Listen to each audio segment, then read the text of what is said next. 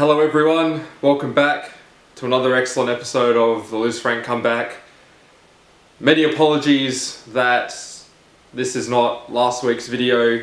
I was putting one together and then I deleted all the files, so I had to wait till I saw the physio again and did my leg rehab at the gym. So here we are, better late than never. So I'll pretty much just recap where I'm at the moment. I cannot remember how many weeks post hardware removal. I want to say 6. I'll say 5. I'll say 5 to be safe. Yeah, so 5 weeks post hardware removal surgery. Going well. As I said in the last video, it was a bit tender and a bit sore. That's pretty much gone. It actually feels really good. Almost full range of motion in the ankle and foot, which is nice. And can also walk barefoot, which is good, which we're happy with. And the foot's gotten used to the orthotics, which was causing a little bit of trouble when I first started. So yeah, I went to see Nick at Back in Motion in Como. He does wonders. So if anyone watches these and lives in Australia and in WA and they don't know me, I'll actually go see Nick regardless. Just tell him I sent you, and yeah, hopefully he helps you out. Anyway, saw Nick and we did some needling again, which everyone likes. What else we do? Did some needling. We did some biomechanics stuff with the weight distribution plate, and surprise, surprise, I leaned 10% more on my right foot than my left, but again, that'll like come back as it grows and I get more confident and all that, all that stuff. And yeah, and then we showed the the heat map for like how my foot strides. Obviously my left foot just flops down, but that'll come back. So again, not too worried with what's going on at the moment, just it'll come back in time. So just gonna keep doing my rehab, keep doing my physio, and we'll be good. So from here, I believe next week I go see the surgeon and I must ask him the following questions, and I'm recording this so I don't forget. Hopping, jumping, skipping, running, jogging, and also changing directions. So I've got to ask him that, and when he, or hopefully he gives me the protocols for that, and then I can work with that and we can have a more outlined recovery program and rehab program, and then I know what I'm doing and I can do more stuff in the gym. Okay, so that's pretty much it for me. I did say I'll answer a few questions, so we'll do that right now. First question comes from Justine, who says, you have an expensive camera but you can't focus. That's because it's an older camera and it doesn't have autofocus, Justine. So that's why it's not focused. Hopefully this one's focused. And also do it on my own and no one else helps me. Justine.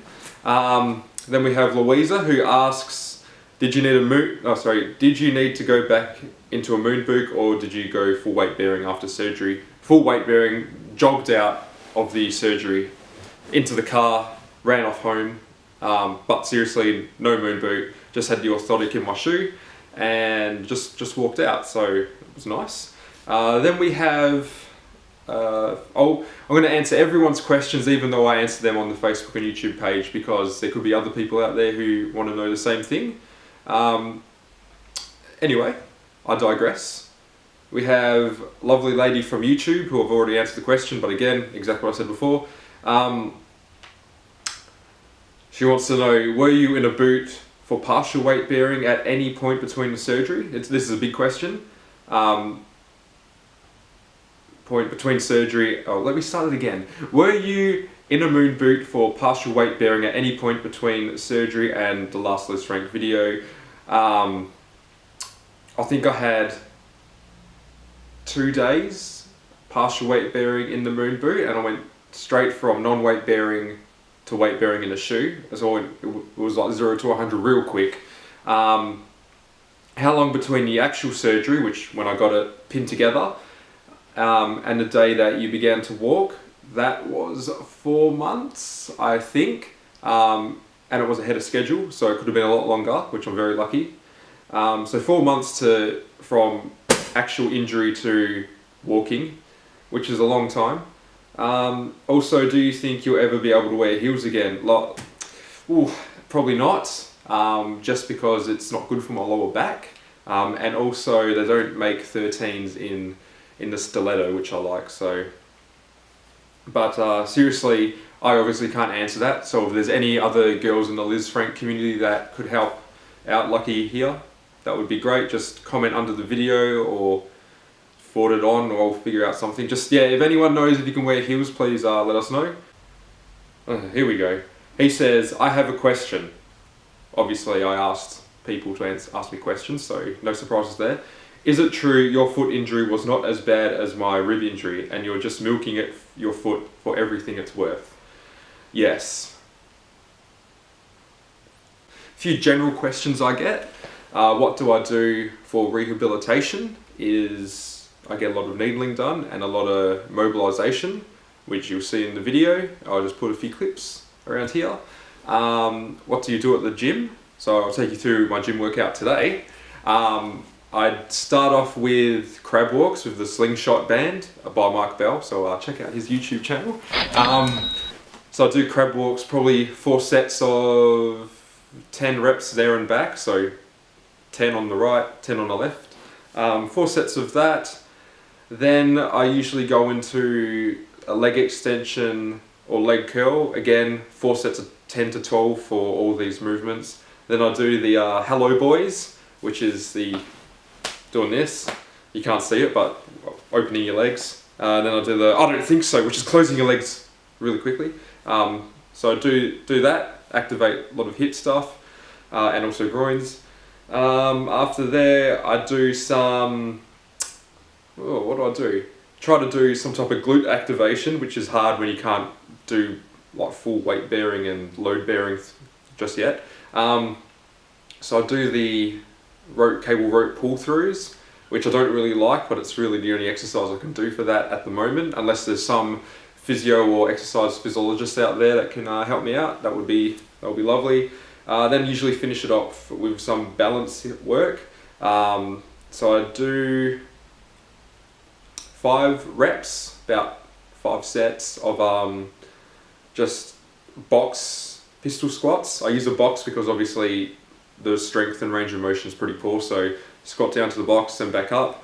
I can only do 5 reps, that's why I've upped it to 5 sets instead of the 3 or 4 sets.